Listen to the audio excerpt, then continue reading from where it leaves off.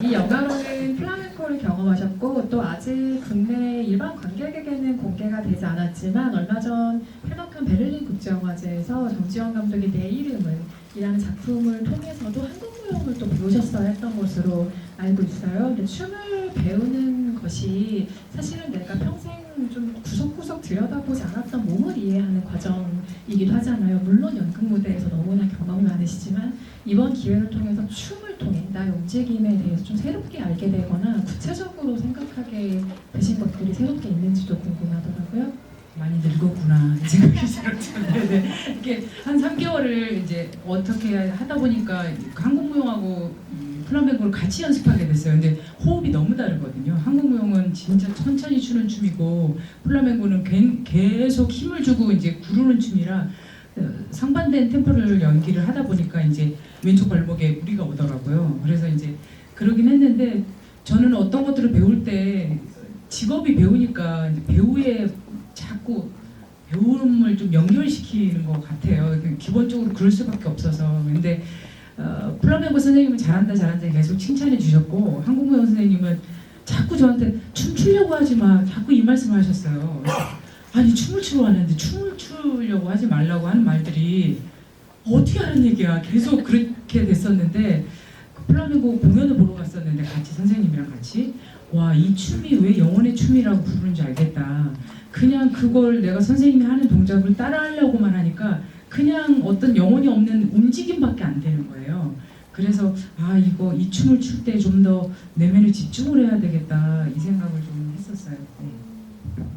그 집중의 결과가 또 이 영화에 들어있기도 한데요. 언급해주신 것처럼 이 플라멩코라는 춤이 소리의 박력이 좀 남다른 춤으로 느껴지기도 해요. 손뼉을 치거나 발을 구르거나 이런 동작이 많아서일 수도 있을 것 같은데 저는 영화 속에 춤을 집중해서 보다 보니까 해리가 남자친구랑 있는 집에 찾아갔을 때 엄마도 나한테 앞으로 관심 끄라고 할 때 발을 쿵 구르잖아요. 그것도 어쩌면 이 영화의 춤과 좀 연결된 동작인가? 그러다가 갑자기 엄마가 나 뭐 개무시당하면서 끝까지 포기 안 하게 얘라고 하면서 퍽 튀기도 하고 그런 어떤 소리의 사운드들이 해리는 춤을 추지 않지만 플라멩코와 좀 연결된 동작들인가 하는 생각마저 하게 됐는데 그런 춤의 특징이 이 영화의 소리, 그러니까 사운드의 설계에도 조금 반영된 면이 있지 않을까 하는 생각 들었어요. 네, 사실 플라멩코라고 하는 그 음악이 되게 우리나라 사람들이 되게 낯설 수밖에 없는 게 보통은 다 정박이잖아요. 근데 플라멩코는 이제 으따 약간 이런 식으로 엇박이에요. 그래서 사실은 어떤 새로운 세계로 들어가고 뭐 그런 어떤 낯선 세계와 접하고 이런 것을 표현하기 되게 적합한데 제가 사운드를 설계할 때는 사실은 이 영화는 사운드뿐만이 아니라 모든 것이 부키의 감정을 표현하는 데 좀 집중을 한 영화인데 그러니까 이 플라멩코라고 하는 춤이 처음에는 부키를 괴롭힐 때는 되게 이게 뭐지? 되게 시끄럽고 뭔가 지금까지 듣던 거랑 너무 다르고 약간 이런 식으로 부키가 플라멩코를 아직 싫어하는 만큼 그렇게 표현되기를 바랐고 부키가 이 플라멩코에 빠져드는 순간부터는 뭔가 마녀집회에 초대된 것처럼 플라멩코에 등장하는 모든 그 기타, 뭐 노래 아니면은 같이 부르는 합창 이런 것들이 부키를 좀 홀렸으면 좋겠다는 생각으로 좀 세팅을 했고요. 그 이후에 부키가 플라멩코를 즐기기 시작한 다음부터는 뭔가 부키가 그 기존에 자기의 어떤 일상에 있던 그런 평범한 사운드 같은 것들마저 플라멩코 소리로 들리기 시작하는 거죠. 그래서 그런 것들을 내가 즐기기 시작하다가 나중에는 그 소리를 이용해서 뭔가 그 오피스까지 부수게 되는 그런 식으로 사운드가 좀 점점 발전했으면 좋겠다고 생각했습니다. 언급하셨던 그 정말 마녀 집회 분위기를 이끄는 그 집시 여인 선생님을 연기하는 배우는 또 염혜란 배우님과 연우극단에 예전에 같이 계시면서 연극 무대에서부터 꿈을 키웠던 우미아 배우님이 연기하고 계시기에 한층 더 반가운 마음이었고요. 이 영화에 많은 공간이 등장을 하는데 아무래도 두 사람의 일터가 조금 더 집중적으로 등장할 수밖에 없는 구성인데요. 그 가운데 옥상이 좀 여러 번 새로운 한계점으로 등장한다는 생각이 들었어요. 인물의 대화나 상황에 맞춰서 공간이 다양한 분위기로 바뀌던데요. 어떤 공간으로 좀 옥상을 보여주고 싶으셨는지 좀 궁금하더라고요. 네, 옥상이라는 공간은, 그러니까 저는 이제 이 영화를 다 찍고 나서 생각했는데 뭔가 옥상이라는 공간이 되게 어디 물러날 데도 없고 사람을 뭔가 링처럼 가두는 그런 연극 무대 같은 공간일 수 있겠다라는 생각이 들었어요. 그러니까 국희랑 영경이 둘이 이렇게 서 있을 때 사실은 서로가 이제 대화를 끝내지 않으면 여기서 벗어날 수 없는, 그래서 정말 끝까지 가야지만 이게 끝나는 그런 공간으로서 뭔가 좀 처음에는 매력적으로 다가왔던 것 같아요.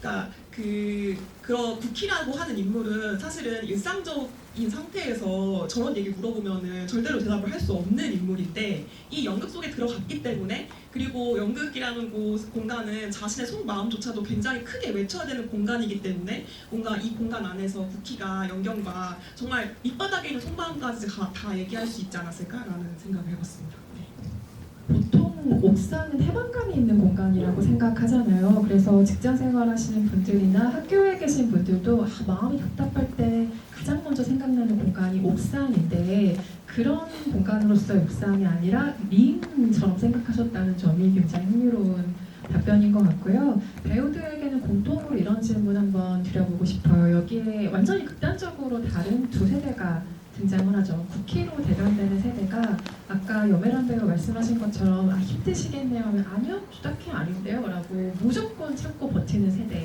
등장을 하게 된다면, 영경과 혜리는 윗세대가 보면 쟤들은 왜 이렇게 나약하기만 한가, 왜 이렇게 불만만 많은가 하고 핀잔을 듣지만 사실은 자신만의 고민과 좀 방향이 있는 세대라는 생각이 들었는데요. 저는 이야기의 기능 중에 하나가 평소 실생활이라면 우리가 절대 이해하지 못할 어떤 상황이나 인물을 자연스럽게 마음을 열고 받아들이게 하게 만든다는 점이 이야기의 좋은 기능인 것 같아요. 그래서 아마 여기 계신 세 분도 이 영화 작업을 하면서 서로의 세대에 대해서 혹은 이해할 수 없는 상대를 이해해 보려고 노력하는 방법에 대해서 조금 더 너그럽게 생각해보는 작업의 과정이 되지 않았을까 싶은데요. 어떤 이야기 들려주실 수 있을까요?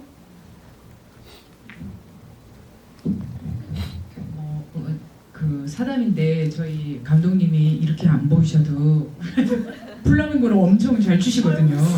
그래서 한 번은 현장에서 그런, 저는 알고 있었는데 현장에 커피차가 한 번 왔었어요. 지인분들이 커피차를 보내주셨는데 거기에 감독님 꽃을 달고 플라멩코 추는 춤을 이렇게 붙여주셨더라고요, 지인분들이. 그래서 지인분들도 응원을 오셨는데 그 모습을 보는 순간 이제 항상 감독님과 저와는 이제 사회적인 관계, 일을 하는 관계였다가 그녀의 내밀함을 본 것 같은 거예요. 이렇게 몰래 보는 느낌. 그리고 어떤 이제 일적으로 만난 분들의 이제 내밀한 부모님을 만나게 된다든가, 약간 늘 보던 회사에서 보던 옷이 아니고 일상복을 입고 있다든가 그럴 때 느껴지는 낯섦이 있거든요.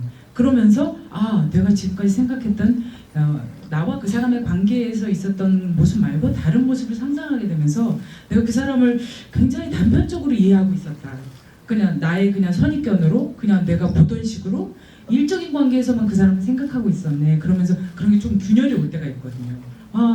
이 사람 나랑의 관계 말고 다른 사람의 관계도 많은 사람인데 내가 그렇게 단편적으로 생각했나, 그러면서 조금 이해의 틈이 좀 생기는 것 같아요. 네.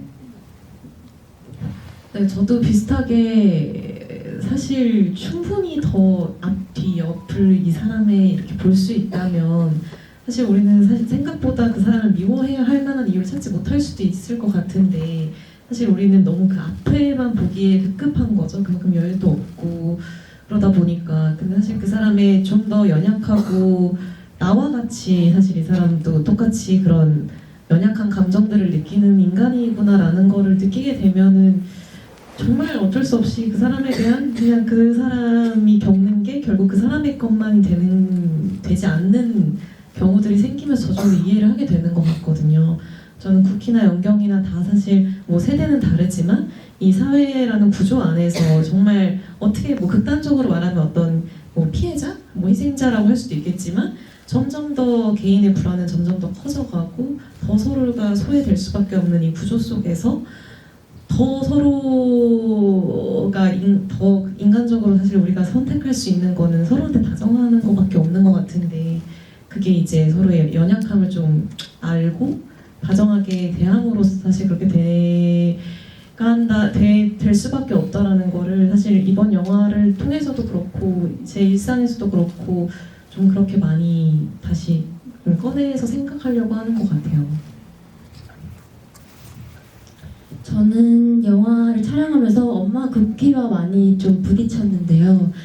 그러다 보니까 이제 뭔가 부모님의 입장에서 많이 생각을 해보게 되었던 것 같아요. 그래서 어릴 때는 뭔가 부모님께서 저한테 해줬던 말들을 되게 이해도 못하고 그리고 오히려 반항심이 되게 많이 컸었는데 왜 이해를 못해주지? 이런 마음이 되게 컸던 것 같은데 요즘에는 그때 이제 부모님께서 해주셨던 말들이 왜 그렇게 얘기해줬는지를 점점 이제 시간이 지나가면서 좀 이해가 되는 것 같아서 오히려 뭔가 부모님이 먼저 좀 겪었던 부분들도 있을 거고 그리고 좀 더 많은 세월을 지냈다 보니까 보이는 입장에서 이렇게 좀 잘 됐으면 하는 마음에 해줬던 말들이었구나라는 말들을 이제 조금씩 이해하고 있는 것 같아서 그래서 엄마 국기와 이제 연기를 하면서 그 부분들을 더 이해를 해보려고 많이 노력을 할 수 있었던 시간이 되었던 것 같습니다. 네. 맞아요. 언급하신 것처럼 엄마와 해리의 문제적 관계도 한번 짚어볼까요? 이 두 사람은 모녀 관계이긴 한데 사실 처음에 대화하는 톤으로 봐서는 훈장님과 그 서당에 다니는 학생처럼